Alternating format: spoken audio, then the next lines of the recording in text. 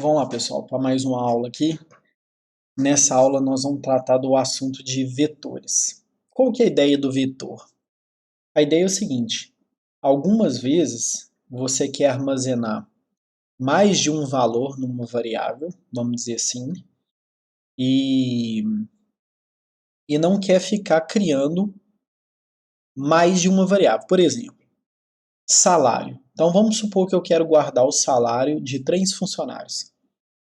Não é elegante do ponto de vista de código, tá? Do ponto de vista de desempenho, essas coisas eu não vou nem discutir aqui.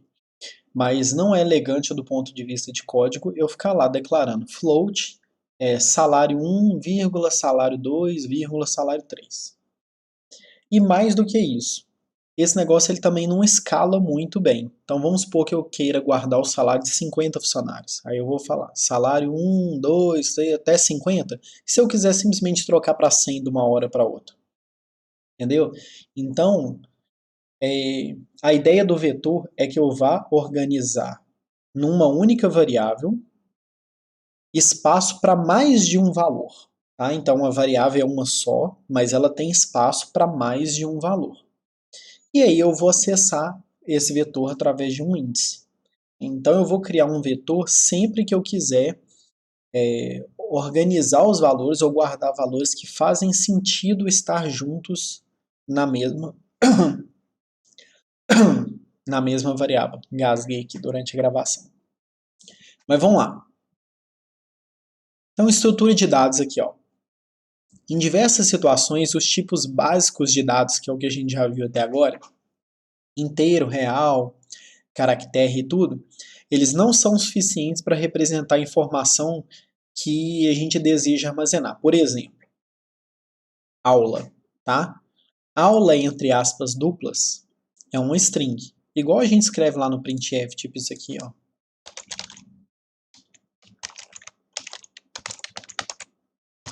Tá? Apesar de a gente estar usando, a gente não sabe declarar isso aqui ainda não. A gente só está usando no printf e no scanf.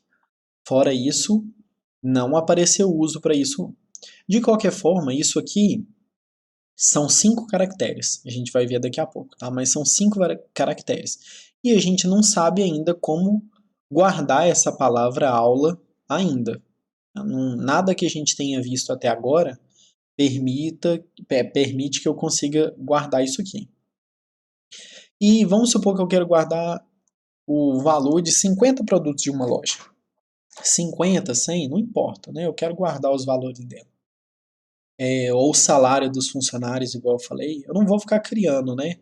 Valor produto 1, valor produto 2, é completamente ineficiente isso aí, não escala, é feio, é tudo de ruim. Sendo que, na verdade, eles poderiam muito bem estar numa única variável chamada, sei lá, valor produtos. Entendeu? Faz muito mais sentido do que ser valor produto 1, valor produto 2 e por aí vai. E existe a possibilidade de construção de novos tipos a partir da composição de tipos de dados primitivos. Então, o que eu vou fazer? Eu agora vou começar a criar outros a partir dos primitivos, que é o que eu já sei, os básicos. Esses novos tipos têm um formato denominado estrutura de dados, que define como os tipos primitivos estão organizados. Então, eu além de ter os dados, eu ainda vou organizá-los de forma que eles, daquela forma, represente alguma coisa que faça sentido no meu contexto ali. Tá bom? Então, a motivação aqui, ó. Vamos lá. Como poderíamos fazer um algoritmo para ler as notas de uma turma e calcular sua média? Beleza. Isso aqui tem até um comentário meu, né? Que isso aqui deveria ser uma constante. Nós já conversamos sobre isso ao longo dos outros vídeos. Eu não coloco a constante literal aqui, os 50, né? Eu coloco, sei lá, número alunos, o que for, mas isso aqui não. E aqui eu vou lendo a nota dos caras e vou somando as notas e depois eu divido por 50, que deveria ser uma constante, ó, tá vendo? 50 aqui, coisa horrorosa. E pronto, tem a média, beleza. Isso aqui funciona? Funciona, nós já fizemos isso. Mas e se eu precisar saber o valor individual de cada nota? Entendeu? Ah, qual foi a primeira nota que eu digitei? Ou a quarta? Ou a 40ª nota que eu digitei? Entendeu? Não tem como com essa solução. Então, uma motivação para que a gente utilize vetores, que é o assunto aqui desse vídeo, é que eu possa armazenar os valores individuais de cada nota e assim poder recuperá-las a qualquer momento. Tá bom? Problema 2. Fazer um programa para ler 50 notas de uma turma, calcular sua média. Imprimir as notas lidas juntamente com a média da turma, como na tabela. Isso aqui já não tem jeito de fazer mais com o que a gente viu até agora. Porque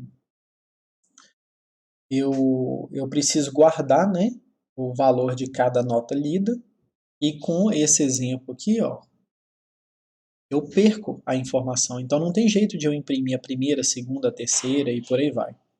A menos que eu crie variável para cada uma das 50 notas. Tá? É impossível? Não. Ah, e se eu quiser trocar para 100? Aí eu tenho que criar mais 50 variáveis. Só que isso é bem horroroso. Então a solução para poder fazer isso aqui é armazenar todas as 50 notas lidas. E como que a gente faz isso? Com variáveis compostas. Vamos ver o que são essas variáveis compostas. São conjuntos de variáveis identificadas por um mesmo nome.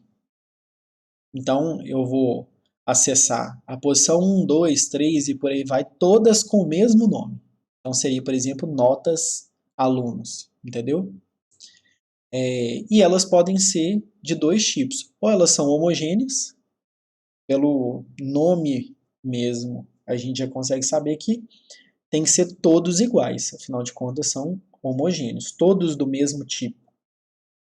E heterogêneo. Heterogêneo não necessariamente elas precisam ser do mesmo tipo. Pode, mas não necessariamente. Então essa que é a diferença básica das minhas variáveis compostas aqui. As homogêneas, que são os vetores e as matrizes, todos os espaços são do mesmo tamanho. Tá? E a heterogênea não necessariamente, porque eu posso combinar os tipos na hora da criação da minha variável. Vamos ver como é que a gente faz isso aí. Variáveis homogêneas. Quando uma determinada estrutura de dados for composta de variáveis com o mesmo tipo, vamos grifar isso aqui. Cadê? Toda hora eu perco esse lápis aqui. Com o mesmo tipo, isso é muito importante, a gente tem um conjunto homogêneo de dados. As variáveis compostas homogêneas unidimensionais, só gravar essa palavrinha aqui, unidimensionais, significa que ela tem uma dimensão só, são utilizadas para representar arranjos unidimensionais de elementos de um mesmo tipo. Em outras palavras, são utilizadas para representar vetores. Então, nós vamos utilizar a palavra vetor como um sinônimo de arranjo unidimensional. Tá bom? Então, eu vou usar a palavra vetor ou a palavra array. Tá? É muito comum eu falar array também.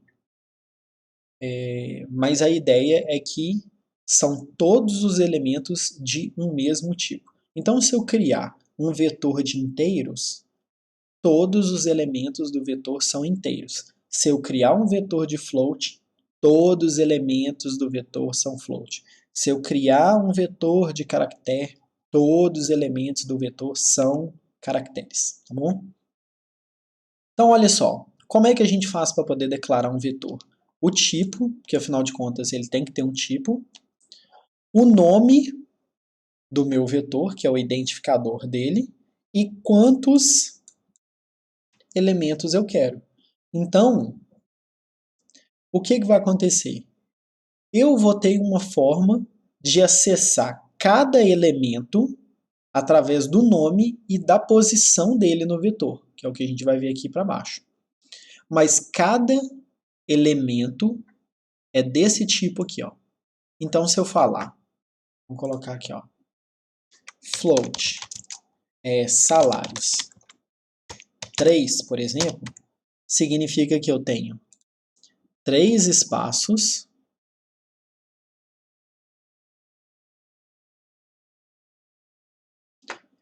esse é um espaço para um float, esse é o espaço para um float e esse é espaço para um float. E todos eles são acessados através da palavra ou do identificador salários, tá bom? Então tá aqui, ó, o tipo, que a gente já tinha visto, pode ser qualquer tipo, tá, gente? Qualquer tipo. O identificador, que a gente já viu as regras, né? Então é nome e número e underscore, pode começar com underscore ou com letra, não pode começar com número. E o número de elementos, tá bom? E aqui o número de elementos ele pode ser uma expressão constante, inteira. Então eu não posso criar um vetor com 2.5 elementos. Eu posso criar com 1, com 2, com 3, com 10, tá bom? Eu posso colocar também uma expressão. Então, por exemplo, 2 mais 7 é uma expressão constante, porque eu já sei a princípio o resultado de 2 mais 7, eu não preciso fazer essa... 2 mais 5, né, 7.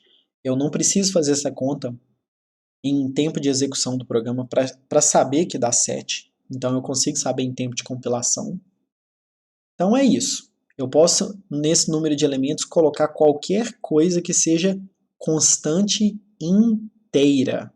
Então não pode ser de ponto flutuante e não pode ser variável, tá? Tem que ser constante inteira. Então aqui, ó, um exemplo de como que eu declaro. Isso aqui, qual que é a explicação disso aqui? É um vetor, então, abriu e fechou o colchete, aqui, ó, unidimensional vetor. Então você vai ler. É um vetor inteiro de 5 elementos. Tá? E qual que é o nome desse vetor? Dados. Tá? Esse aqui é o nome do vetor. O nome do vetor é dados. E o que, que ele é? Ele é um vetor de inteiros de 5 posições. Bom? Ou um vetor com 5 posições inteiras, como você preferir. Tá? E aí ele funciona da seguinte forma. Ó. Eu vou ter a posição 0, a posição 1, a posição 2, a posição 3 e a posição 4. Apesar de eu declarar com 5, o acesso é a partir da posição 0. Então, o 0 corresponde à primeira posição do vetor. Então, consequentemente, se eu colocar 10, a minha faixa é de 0 a 9. Se eu colocar 1 milhão, tá? Então é de 0 a 999.999. Então é sempre aquele número de elementos ali menos 1. A minha faixa é de 0 até número de elementos menos 1. E como que eu faço para acessar? Eu acesso usando o nome do vetor, abre colchete, e a posição, né, ou o índice, tá? Eu vou usar muito a palavra índice também, para e fecho colchete para poder acessar aquela posição. Então eu acesso ela tanto para ler quanto para escrever. Como que eu sei se é para ler ou se é para escrever? Se está à direita de uma atribuição, é leitura. Se está à esquerda de uma atribuição, é escrita. Tá? Então aqui, ó, exemplo. Meu vetor chama dados, eu vou acessar a quarta posição, tá? Porque 3 equivale à quarta posição. O 0 é a primeira posição, 1 a segunda, o 2 a terceira e o 3 a quarta posição. Então aqui, ó, quarta posição. Okay? Então é como se ele estivesse acessando esse carinha aqui, ó. E vetores numéricos? Aqui é um slide escrito vetores numéricos, mas pode ser vetor de qualquer coisa. Só que os vetores numéricos ele tem algumas características aqui que a gente vai mostrar. Primeiro, recebem valores inteiros ou de ponto flutuante, porque afinal de contas é numérico, né? Então, eu vou declarar ele falando o tipo, o nome do vetor e o tamanho dele. Só que é o seguinte, na hora da declaração do vetor, eu posso também resolver inicializá-lo. O que é inicializar? É já colocar uns valores, porque igual aqui, ó. Aqui ele não está inicializado. Então o que é que tem aqui? Lixo. E aqui? Lixo. Tá? Afinal de contas, eu declarei, não inicializei. E aqui, lixo. E aqui, lixo. E aqui, lixo. Tá? Não é nada, não. Já falei isso aqui em algumas aulas. Não existe a possibilidade de não ter nada na memória. Sempre tem alguma coisa. Se não foi você que escreveu, é lixo. Tá bom? Então é o seguinte, eu fui e declarei a variável. Tá? A minha variável é um vetor. É um vetor de 5 posições, cada posição cabe um inteiro. Não inicializei, é lixo que está lá. E se eu quiser inicializar? Eu posso inicializar assim, né? 1 por 1, igual está aqui. Então vou lá no 0, coloco o valor 1, vou lá. Mas eu posso fazer isso aqui durante a declaração também. Então como que eu faço? Abro chave, fecho chave, tá? E coloco cada valor de cada posição aqui, ó. Então, esse aqui vai para a primeira posição, esse vai para a segunda, esse vai para a terceira e esse vai para a quarta posição. E o seguinte, e se eu escrever somente em algumas posições? Então aqui ó, tem 4 posições, mas eu escrevi só na primeira, inicializei. O comportamento padrão, nesse caso aqui quando tem inicialização, é que o restante dos elementos fica com 0, não é que fica com lixo não. Se você não escreveu nada é lixo. Mas, se você chegou a inicializar, mas não inicializou tudo, ele completa o restante com 0, tá bom? Então esse é o comportamento padrão. Então no caso aqui, ó, o resultado depois de executar essa linha 4 é um vetor com -1, -1, 0 e 0. Tá bom? E aí eu posso ter um vetor de ponto flutuante, com float, né, ponto flutuante simples. E esse Fzinho aqui, ó, igual eu já comentei em alguma aula aí, é que ele está só enfatizando que é float. Se eu não escrever nada, é double, tá? Em C, quando aparece um ponto no número, então ele é double, a menos que eu fale que ele não é. Tipo aqui eu estou falando, ele não é um double, ele é um float, quando eu coloco esse Fzinho aí. E o seguinte, se eu não colocar o tamanho, o que ele vai fazer? Ele vai contar quantos elementos eu estou inicializando e vai criar um vetor aqui para mim exatamente com o tamanho dessa inicialização. Então aqui tem 1, 2, 3, 4, 5, 6, 7, 8. 8 elementos. Então é como se eu estivesse escrevendo 8 aqui. Ó. Então toda vez que eu inicializo um vetor, a minha dimensão aqui, ó, ela é opcional. Eu posso ou não escrever. Muito provavelmente nos meus códigos vocês vão ver eu colocando sempre o número. Não é que é obrigatório não, acabei de falar que não é. Tá? Mas eu gosto. Então, não tem nada de errado. Isso aqui não é algo que me incomoda, que eu considero abominável, que você não pode fazer de jeito nenhum, que eu vou ficar triste, de jeito nenhum. Tá? Mas eu gosto nos meus códigos de sempre colocar as dimensões.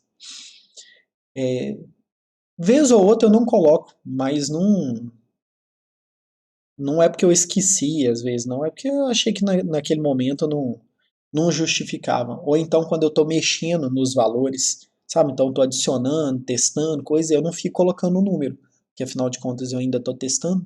Tá bom? Então a declaração e inicialização conjuntas é útil para vetores de dimensão reduzida. Por que é útil para vetores de dimensão reduzida? Se esses caras tiver 1000 elementos, você não vai ficar colocando valor nos 1000 elementos assim. Óbvio, tá bom? A menos que você queira inicializar só os primeiros. Aí o restante ele completa com 0. Mas a prática mesmo é que você só vai inicializar vetores pequenos, tá bom?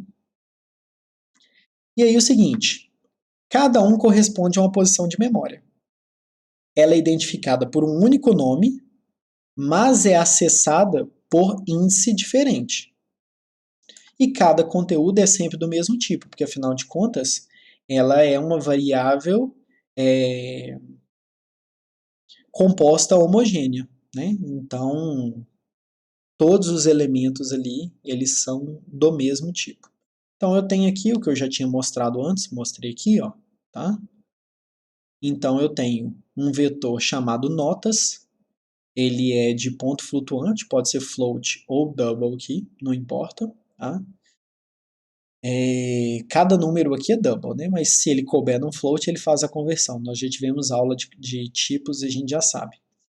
E aí eu tenho aqui a posição 0, posição 1, 2, até 9. Então, seria algo tipo isso aqui, ó. Float, notas, N maiúsculo, notas, 10. E aí a inicialização aqui, ó. Bom. Outro exemplo, né? Então o meu vetor aqui agora ele chama vetInt com N, lembrando que esse N aqui não pode ser uma variável. Deixa eu até grifar aqui, ó. Cadê meu lápis? Aqui, ó. Isso não é grifar, isso é colocar uma seta. Mas para enfatizar aqui, ó, esse N tem que ser constante. Ah, Leandro, então não dá para criar um vetor cujo tamanho dele modifica dependendo do que o usuário digita? Não. Não dá. Ok? Não dá para criar um vetor assim. Isso aqui chama alocação estática. É feito pelo compilador. Então tem que saber em tempo de compilação quantos são os elementos. Tá? Só quando a gente vê a alocação dinâmica é que a gente vai aprender a fazer isso. Mas com o assunto de agora, que é vetores, eu não posso colocar algo variável ali, somente constantes. E aqui é a explicação do que eu já tinha falado. Quantidade de elementos, o primeiro é o 0 e o último é o n-1. Então um exemplo aqui, ó. O programa a seguir usa o comando for para inicializar com 0 os elementos de um vetor inteiro n, então o nome do vetor é n, tá? Não é um nome muito legal, mas é n, de 10 elementos, tá? E ele imprime sob forma de tabela. Então aqui é inicialização. Precisava ser feito desse jeito? Não precisava, principalmente porque o valor é 0. Então nós já vimos que a gente poderia inicializar de outra forma. Mas de qualquer forma, isso aqui é um exemplo didático, ok? Então criou um vetor aqui bonitinho, olha só, a constante tamanho vetor, lindão aqui com o valor 10. E ele está usando aqui, ó. Então tem 10 posições, uma estrutura de repetição for, variando de 0 até 9, né, porque a comparação é de menor, então isso aqui vai de 0 a 9, porque quando chega no 10, 10 é menor que 10? Falso. Então 10 ele não faz. Então é de 0 a 9. E ele vai inicializar o meu vetor. Então vamos fazer aqui, ó. Vai ficar muito ruim essa divisão aqui. 3, 4, 5. 1, 2, 3, 4, 5. Beleza. Esse aqui é o meu vetor n. E aí ele vai inicializar todas as posições com 0. Então vai colocar 0 aqui, 0 aqui, 0 aqui e por aí vai. E aí depois o que ele vai fazer? Depois ele vai imprimir uma tabela bonitinha. Olha o barra T aqui para dar uma tabulação. Então o que ele vai imprimir? O I, que é o índice, e o valor de n na posição i. Então, nesse primeiro exemplo aqui, basicamente o que ele vai imprimir é 0, 0, 1, 0, 2, 0, 3, 0 e por aí vai, até chegar no 9, 0. Tá bom? É isso que ele está fazendo aqui. E agora vamos lá. Agora ele já está fazendo um trem um pouquinho mais útil. Tá? Não que seja, nossa, que útil, né? Mas o que ele está fazendo? Ele está inicializando o vetor com 2, 4, 6, 8, 10, 12, 14, 16, 18 e 20. E depois vai imprimir em formato de tabela, igualzinho ele fez aqui. Então ele começa, como o meu i começa do 0, né, porque isso aqui vai de 0 a 9, nós acabamos de ver, de 0 a 9, e ele quer que comece com 2, então 2 mais 2 vezes 0, 2. Depois 2 mais 2 vezes 1, 4. 2 mais 2 vezes 2, 6. E por aí vai. Então, no final desse for aqui, ó, eu vou ter um vetor mais ou menos assim. Ó. Ele também chama n.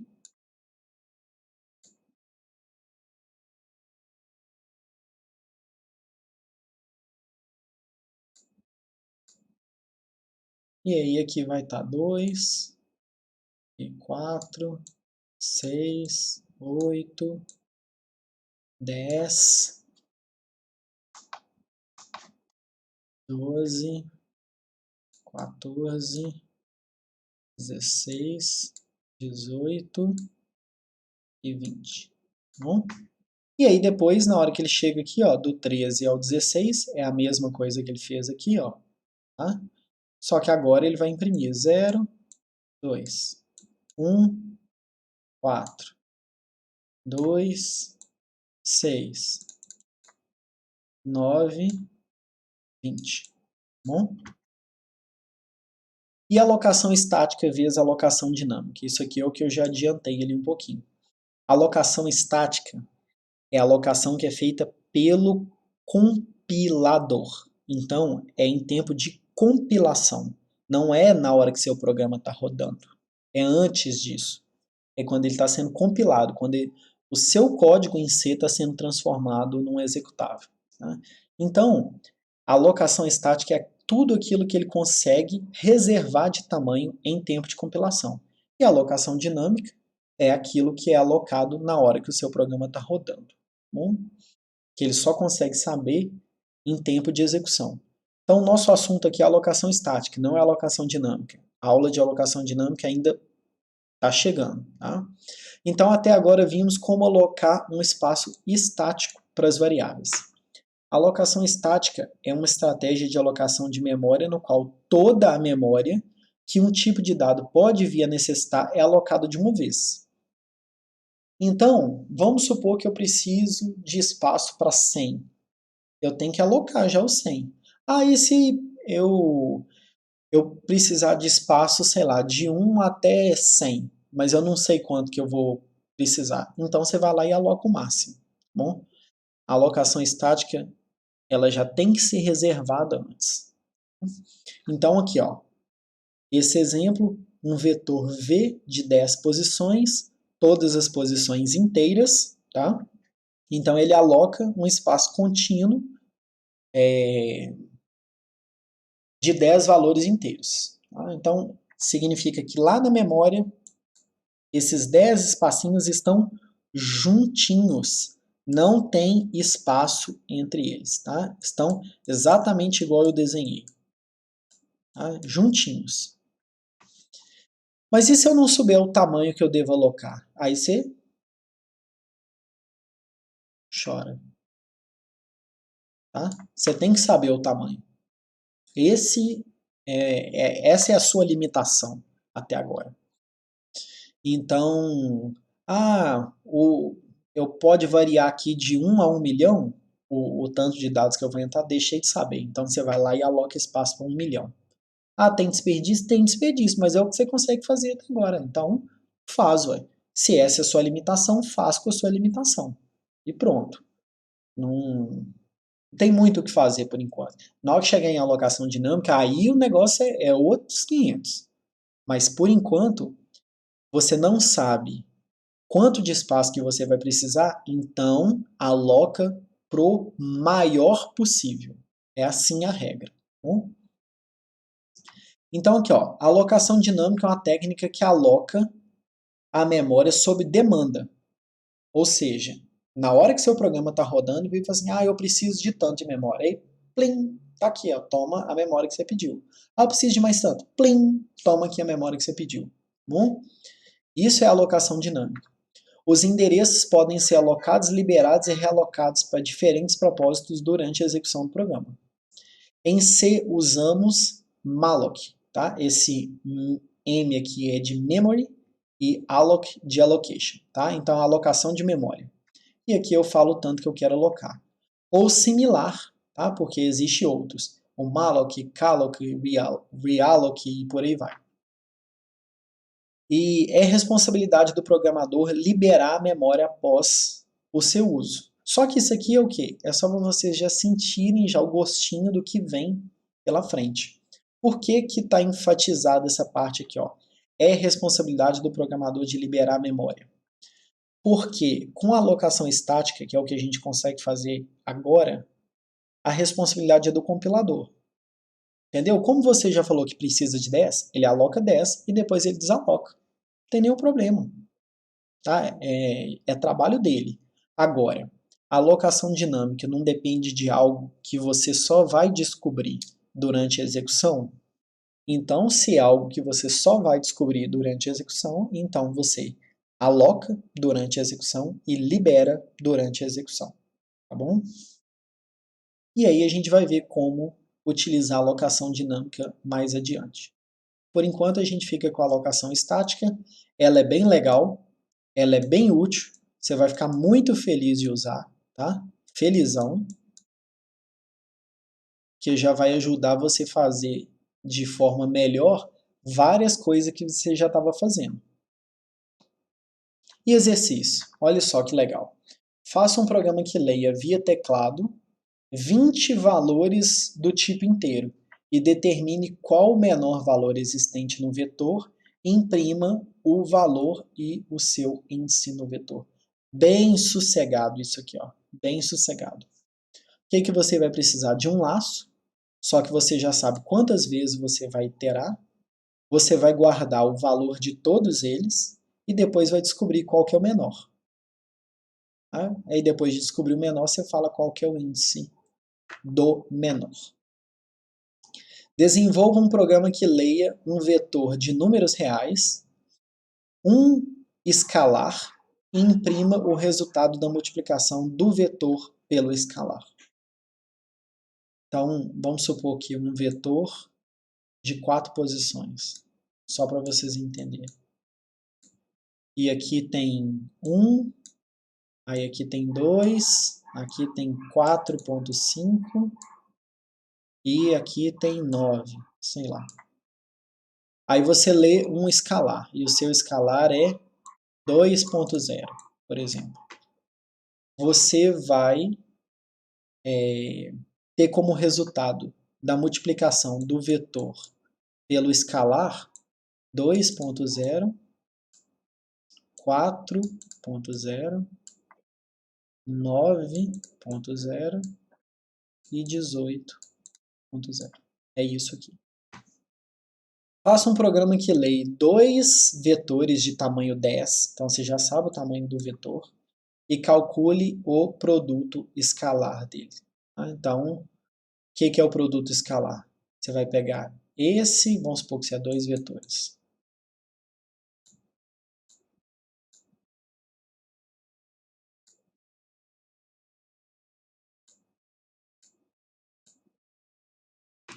Tá? Então você vai fazer esse vezes esse, mais esse vezes esse, mais esse vezes esse, mais esse vezes esse. Tem quase certeza que é isso. Se estiver falhando minha matemática aqui, só vocês darem uma conferida aí no Google. Mas eu tenho quase certeza que é isso aqui. E faça um programa que leia um vetor de um tamanho escolhido pelo usuário. Olha para você ver. Mas você não acabou de falar que não tem jeito com o que a gente aprendeu? Ah, não tem. Mas aí você vai alocar um grande. E qual que é o tamanho do usuário que o usuário pode digitar? Você vai lá e limita, ou fala assim, filhão, digite o tamanho do vetor aí, sei lá, de 0 a 1000. De 0 não, 0 não faz sentido. De 1 a 1000, entendeu? Você especifica o tamanho máximo e o cara tem que entrar com o tamanho dentro dessa faixa. Então, se eu fui lá e aloquei 1000 de tamanho, eu falo com ele. Cadê? Vou lá e falo assim, digite o tamanho do vetor.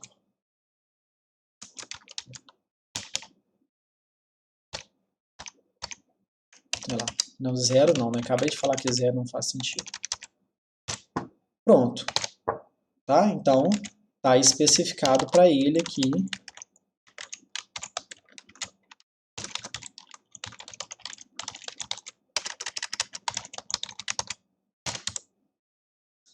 Pronto, e apesar de já ter espaço aí antes aqui, eu vou ter declarado, né? Vamos lá.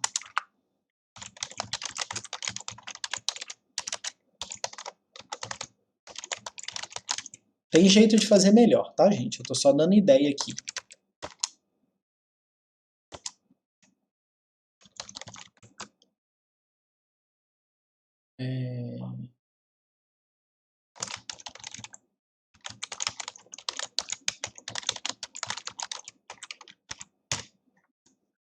Tá bom, assim. Só para ter uma ideia. Ok? O ideal seria você colocar aqui 1% D para imprimir isso, para poder ficar bonitão. Mas tá bom, isso aqui vocês melhoram. É mais para dar uma ideia. Tranquilo? Então é isso aí.